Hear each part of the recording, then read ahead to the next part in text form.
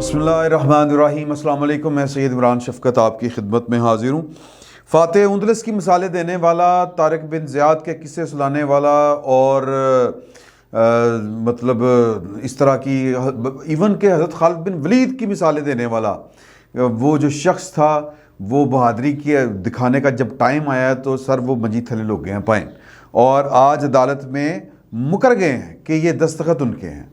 और फिर जज साहब ने पूछा कि यार कि ये चक्कर की है, अगर दस्तखत आपके हैं तो फिर, अगर नहीं है तो फिर दरख्वास्त क्यों वापस लेना चाह रहे हैं।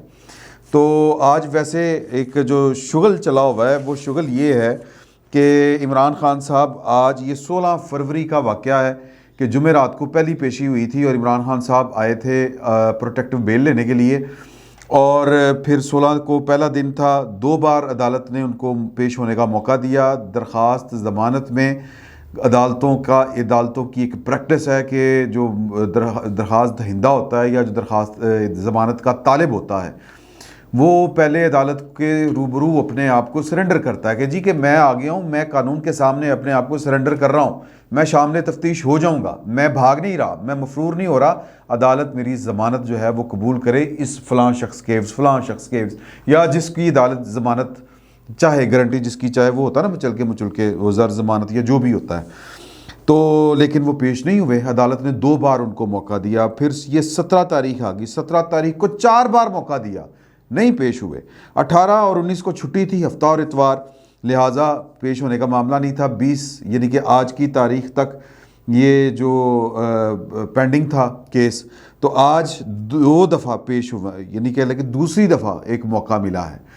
और मौका क्या मिला है, पहले उन्होंने एक तरह के मेरिट्स के ऊपर बात करने की कोशिश की, क्योंकि अदालत में इन्होंने दरख्वास्त, ये बड़ा एक अजीब बोंगी इनसे लगी हुई है कि जिस मुकदमे में इनकी ज़मानत खारिज नहीं हुई, उस मुकदमे में इन्होंने प्रोटेक्टिव बेल मांग ली है, और जिस मुकदमे में ज़मानत खारिज हुई थी उसकी दरख्वास्त बाद में डिवीज़न बेंच के रूबरू पेश की और वहाँ पर भी पेश नहीं हुए, और अदम पेशी की बुनियाद के ऊपर वो भी खारिज हो गई। 2 मुकदमे हैं, एक है संगजानी थाना संगजानी में जो मुकदमा दर्जा, उसमें इनकी ज़मानत खारिज हुई थी, और जो थाना सेक्रेटेरिएट है उसमें इनकी ज़मानत खारिज नहीं हुई। तो इतनी हड़बोंग बची हुई है कि इनको पता ही नहीं कि ज़मानत किस में खारिज हुई है और किस में हमने अदालत में जाना है, यानी कि इन्होंने कान जो है ना उल्टा पकड़ लिया है। तो अब अदालत जो है वो साइन जो है, कानून ये है कि अगर अदालत के नोटिस में आ जाए ये बात कि मुख्तलिफ जो दस्तावेज़ात हैं उस पर जो भी फ़रीक है, कोई भी फ़रीक दरख्वास्त दहिंदा हो, खुसूसन चूँकि इसमें तो दरख्वास्त दहिंदा इमरान खान साहब खुद हैं, तो उसके दस्तखत अगर अदालत के नोटिस में आ जाए कि मैच नहीं कर रहे, तो फिर अदालत के पास एक ही रास्ता बचता है कि वो शख्स जिसके दस्तखतों का मामला या जिसकी शनाख्त का मामला कि यार कि ये मिस्टर इमरान खान वाकई उन्होंने ही दायर की है, तो वो ख़ुद अदालत में पेश होके अगर वो कह दें कि ये दस्तखत मेरे हैं, ऊपर नीचे हो जाते हैं सर, कोई क़यामत नहीं आ गई, तो अदालत जो है वो प्रैक्टिस ये है कि वो कहती है ओके, बात ख़त्म हो गई।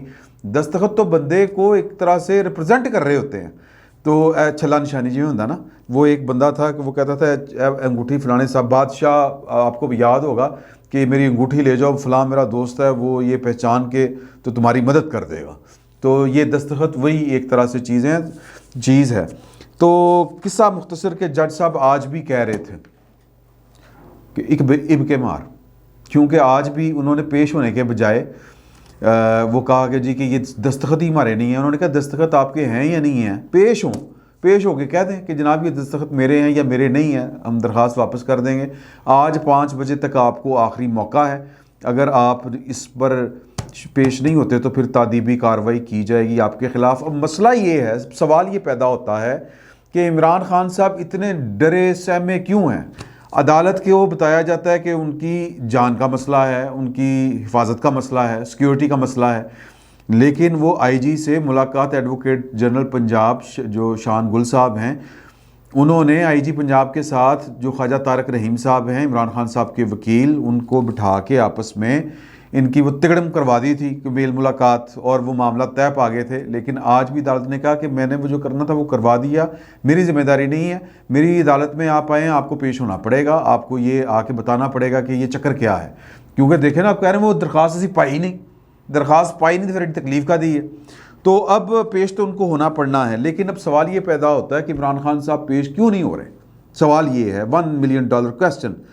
سر جان کا خطرہ ایک طرح سے ہے, ایک طرح سے وہ یہ نہیں کہ کوئی مار دے گا, وہ یہ ہے کہ پولیس ان کی ہے, CCPO ان کا ہے. اے مینوں اتوں چک کے کدھر اور لے گئے تو پھر میں ہی کراں گا, مجھے کسی اور مقدمے میں گرفتار راستے میں ہی کر لیں تو میں کہاں پہ جاؤں گا.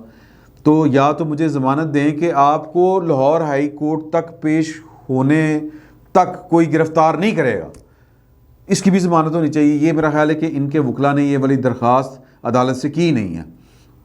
وہ تھی نا اسلام آباد ہائی کورٹ کر دیتا تھا نا کہ بنی گالہ سے عدالت تک بھی آنے کے لیے ضمانت ہے, کوئی گرفتار نہیں کرے گا. اچھے دنوں کی بات ہے.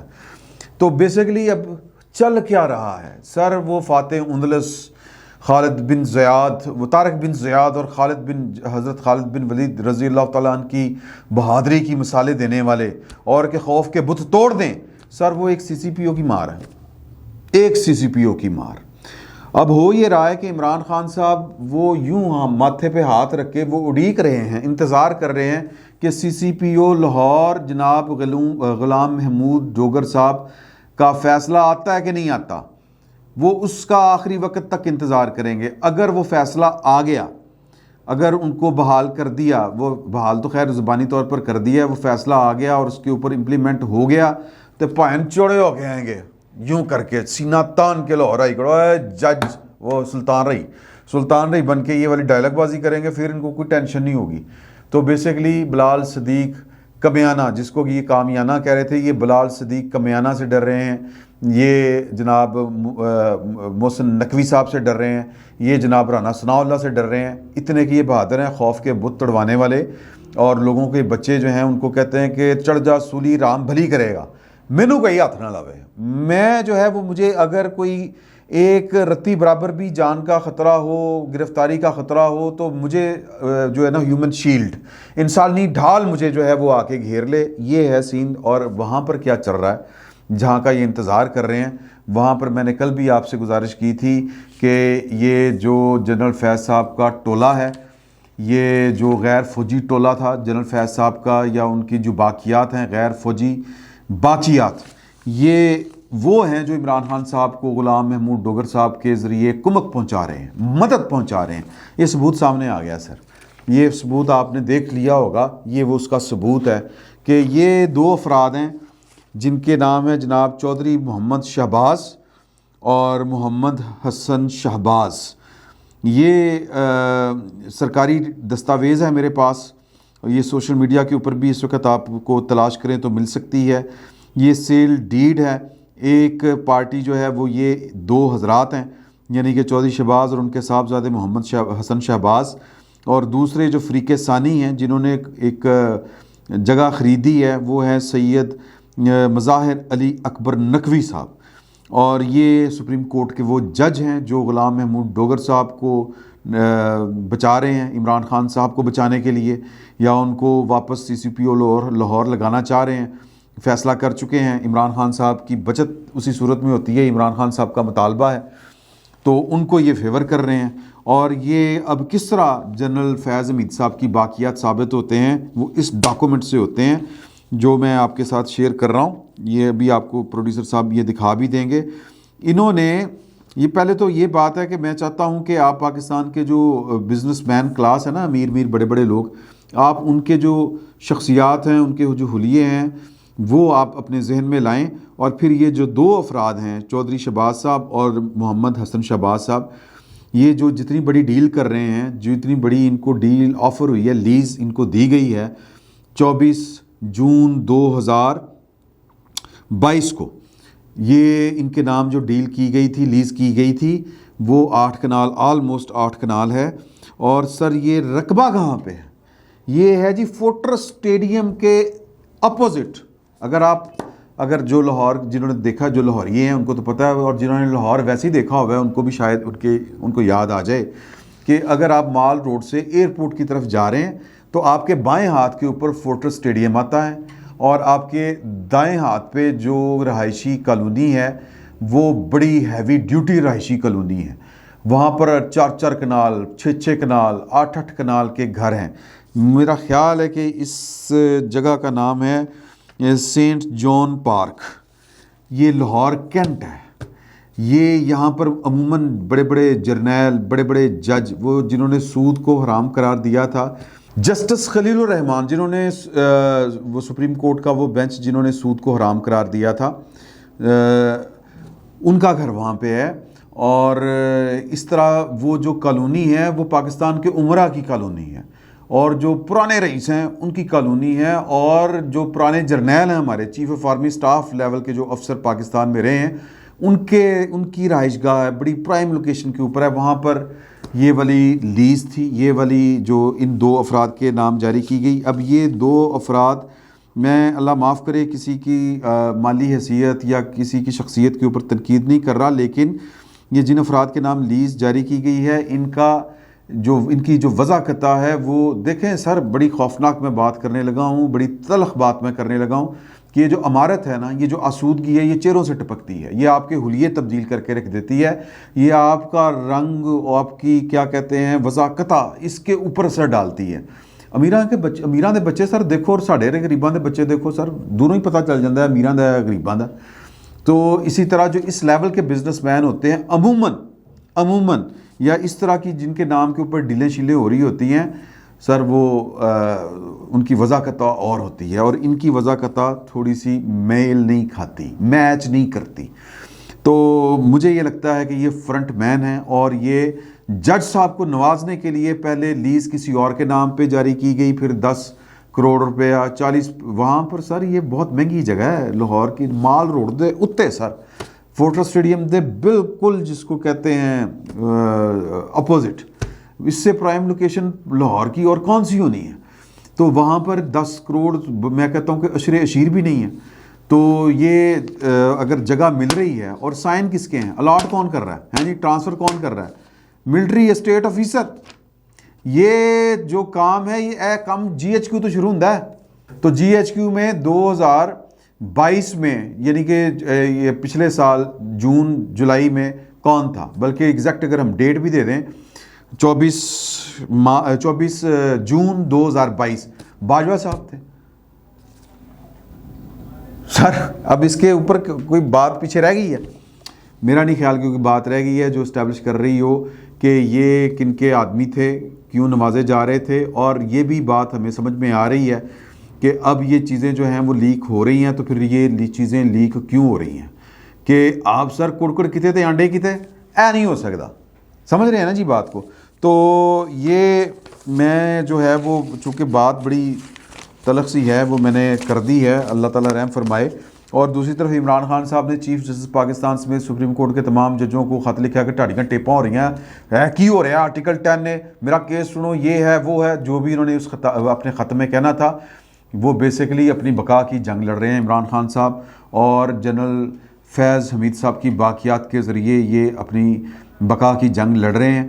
اور آج یہ جو لاہور ہائی کورٹ میں 5 بجے تک پیش نہیں ہوئے، جو آخری موقع ملا ہے، یہ اسی امید کے اوپر بیٹھے ہوئے ہیں کہ غلام محمود ڈوگر صاحب کے جو ٹرانسفر آرڈر ہیں وہ تحریری طور پر موصول ہو جائیں اور غلام محمود ڈوگر صاحب سی سی پی او لاہور کا چارج لے لیں. تو پھر میرے ستہ خیران ہے مطلب فاتح اندلس ہیں جی، وہ فوٹو کاپی، وہ جو کہتے ہیں امت مسلمہ کا وہ کیا ہے جی، وہ والا نیل کے ساحل سے لے کر تاب حق کاشغر، لیڈر نمبر 1 امت مسلمہ کا.